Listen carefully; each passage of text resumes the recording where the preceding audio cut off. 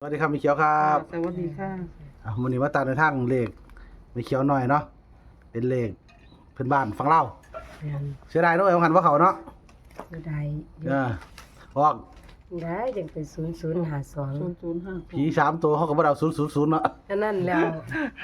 หันเห็นคนตายนั่งเลี้ยงกัน3คนไม่มีแต่ศูนย์ มานี่03อายุเจ้าก็53ซะเนาะแม่น52คือเก่าเนาะอันก็แม่น52คือเก่านั่นก็ถือว่าฟันแม่นอยู่ FC ก็คอมเมนต์มาเยอะไม่เขียวฟันแม่นนะซั่นน่ะว่าเพิ่นแม่นเท่าใดอยู่ครับผมแต่ว่าส่วนใหญ่ฟันนั้นก็ผมก็ว่าเป็นไทยเนาะก็ว่ามันสิเป็นไทยเด้ฟันนี่ก็ย้ำอยู่ แม่นฝันนั่นบวชชีอาจสิ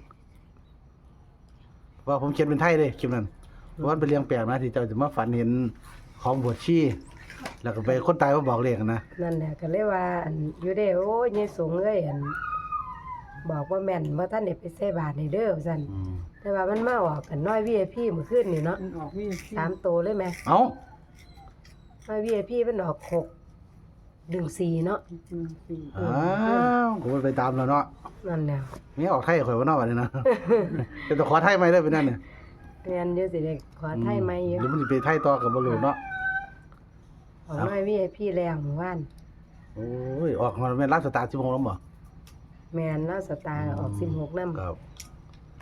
บ่เป็นหยังมาแก้มือกันไว้สำหรับในทางลาวพัฒนาเนาะบ่ขึ้นฟันดีเว้ยมันขึ้น ขึ้นหรือว่าพันดีอยู่อันมันเป็นวันพระเนาะเมื่อคืน อันนี้กลับมาตะเว้นก็เลยมาอั่น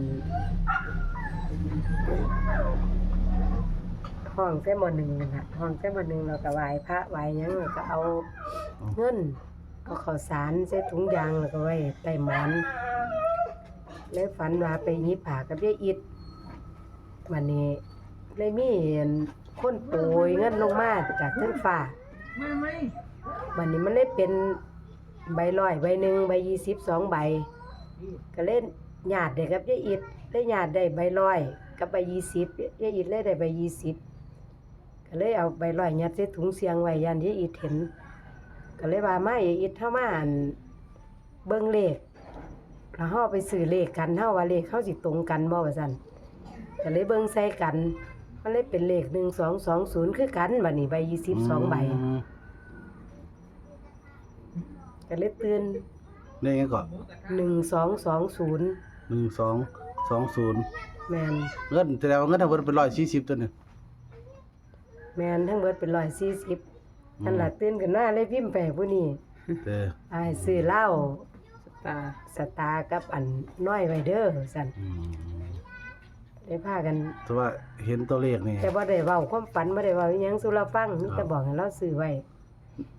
เจ้าอธิษฐานในก็จะว่า อธิษฐาน ยังก็ม1ยังก็ ขอโชคขอโชคขอลาภ โอ้ยม1 ไปห้องเอาเงินเอาทองพันวัน1,000แม่ธรณีนี่ล่ะ อืมก็เลยมาฝันนี่แหละว่าเด้อ แม่นเลยมาฝัน ในฝันนั้นอิหยังก็ป่วยมาใส่ก็ ไปหยิบผ้ากับยายอิดพากันนั่งหยิบผ้าอยู่ดีๆนี่ล่ะเงินเลยโปรยลงมาจากเทิงฟ้า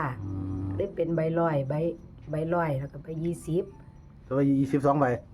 ก็เลยเก็บได้ใบร้อยเลยเสียงใบร้อยยายอิดไว้ย่านเพิ่นเห็น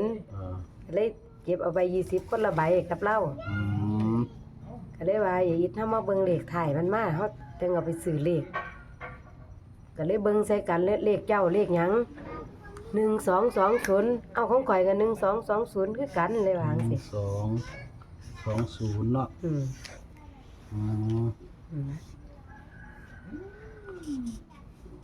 เขาจะได้ไปตีตัวอื่นอีกบ่เนี่ยหรือจะจำนวนเงินบ่เงิน140หรือแต่อยู่ซื้อเอา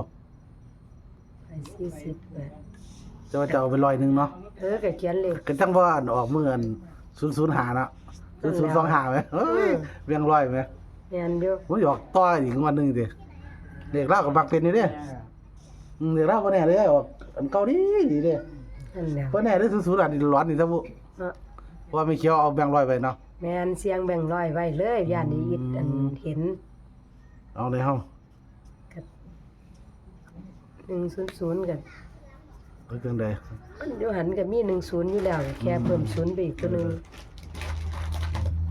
เอาเป็นตัวเลขเลยแล้วมันยังไง หลายดอก ทำนี่ละ แม่น พี่น้องมักได้ก็คัดเอาเลย ที่หลายตัวเนาะ แม่นคัดเอา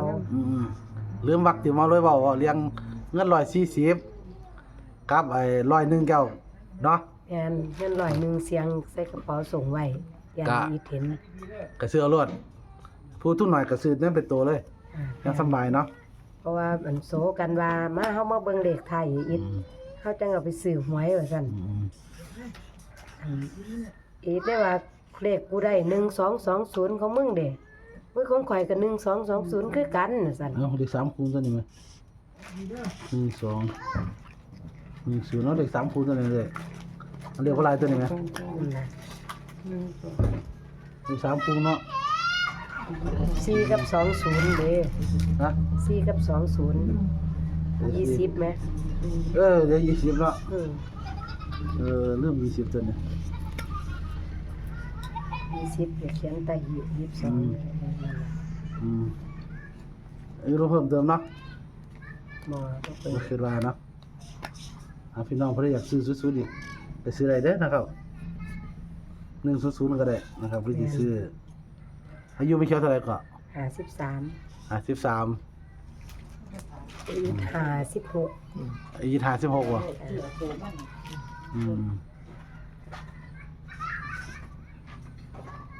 เกิดพศ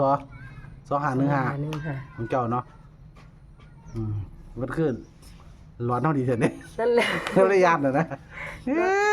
คิดดีๆแล้วก็ตั้ง เดี๋ยวว่า ดีๆว่ามันสิร้อนไปจังไดบ่ คือว่าออกอายุเจ้าซะ2 2515เนาะ ต้องหา 25ออกแล้วอีกอยู่หั่นแหม ก็บ่ขึ้นว่าอีกแล้ว FC ก็เสียดายแล้วซื้อหา3เนาะ ซึ่งหาหนึ่งมันตีบักไม้ บัดเนียน ไม่บอก ตะโมกันอายุก็เท่าใดบ่ผีผู้ชาย3คนเนี่ยมันก็30เนาะ มีอายุเยอะดอก 30บอกละหันรัสตาร์ตัวนี้ตัวนี้ คนที่รักสวย เอาตามนี้เลยพี่น้อง1220 แม่น ครับตัด122210แล้วก็20ได้ครับรู้ว่าจะซื้อจำนวนเงินถ้าเบิด140ก็ได้เนาะ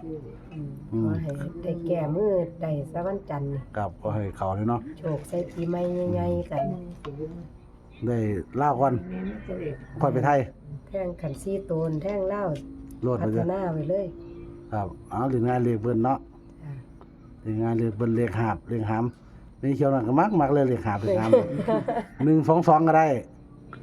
ซื้อ220ก็ได้ แม่นต้องสอนอะไร โอ้เรียกหาบเบิ่นตัวนี้เรียกหาบเบิ่นตัวนี้ซื้อง่ายตัวนี้โอ้ยถึงจะมีเขียวแล้วงั้นน่ะเออ สื่อ3ตัว3คำ นี่นะมันก็ได้122 220 เออ ให้ซื้อ กับง่ายเนาะ กับ กันแม่นว่า เหมือน อัน3กับก็ซื้อ2ชุดนี่ก็แม่น60 บาทหนึง อืม 10 เขาบ่ได้เลขเบิ้นรู้สึกว่าจะ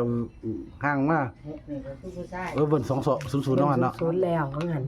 22เอาไว้ไหนแล้วซั่น เล่าผ่านไปแล้ว อืม 12นี่ก็คือโอ้ปักๆเล่น เอาวันนี้ก็น่าสนใจทำเลขวิเชียวน้อยอื่นเสาร์จะได้ให้ฟันดีนี่ก็โทษอีกเด้อเด้อ ฝันดีฝันบ่ได้ตัวเลขเดี๋ยว หรือจะไปเสี่ยงเบิ่งหามันได้เขาได้ของคือเจ้าฟันทุเทียนะถือว่าพักหลังเจ้าได้ มันได้เล็กน้อยมา เด็กน้อยอุ้มพี่น้อยขี่ใส่คือเดียวกันไหม เดี๋ยวเสียไปเสียงเบิ่ง หามีโชคอีกหรอวะ พากันนั่งโซกันว่าจังเลยพากันนั่งโซกันผู้นี้เลยเปิดเผยถึงนั้น อันว่าพอไปบอกตัวเดียวกัน ติ เด็ก10 ว่านั่นเขาบอกเลยที่แรก พ่อไปบอก ว่าหมายถึงว่าให้เว้า คอยไปพอไปบอกเลขใหญ่แม่ แต่ว่ามันตัวเดียวกันเนี่ย 1-2ตัวเดียว เอาไทยตัวเอาเสร็จห้อง นั่นแหละ เอา มันก็เลยมาเว้าสู่หมู่ฟัง เอาซ้ำนี่ก่อน เกี่ยวเอาก่อนนั่นล่ะจังค่อยผู้นี้ เดี๋ยวจะ เว้า คลิป2 ยายดาวบอกก่อนว่าพ่อมาบอกข่อยก็เลยเอาเลขที่ตะของซื้อไว้ให้เบิ่งว่าเอา กับบ่เนี่ยยังกับบ่เนี่ยอาจจะไปลาวก่อนก็ได้นำลาวก่อนต้องไปไทยเอาจุกๆมันๆนำไม่เขียวหน่อยเด้อนะครับเพิ่นฝันว่าเงินปลิวจากฟ้าเนาะ แม่นตกลงมาจากฟ้า เอากับนายอีท2คนนายอีทกับเจ้าได้คนละใบแบ่งเช้าเจ้าได้แบ่งร้อยเสียงพร้อม แม่น เสียงมาแล้วนะครับได้แล้วแบ่งร้อยเนาะ โอ้ระวาน เลยไปซ่อมกันเบิ่งตัวเลข ตัวเลขเป็น1220 เลข ตรงกันทั้งสองคนเลย แม่น นะครับบาทนี้เฮาก็ตัดให้12 22 10แล้วก็20เด้อนะครับเงินทั้งหมดก็140 บาทนะครับบ่ได้มักตัวใดก็วิเคราะห์เอาตีเอาเด้อนะครับบางทีอาจจะบอกในตัวเลขหรือบางทีอาจจะเฮาตีเอาก็ได้คือกันนะครับ แม่น เอามีหลายครั้งอยู่ที่เป็นจังซั่นเนาะ แม่น เอาวันนี้ขอภาวนาให้มันเข้าตัวเลขรวด แม่น จังสิได้รวยๆสิปีใหม่กันนะครับ สี่ตัวเลี้ยงสิไล่ตัวถือรักตรงรักเลยเนาะ รวยๆครับ สวัสดีครับ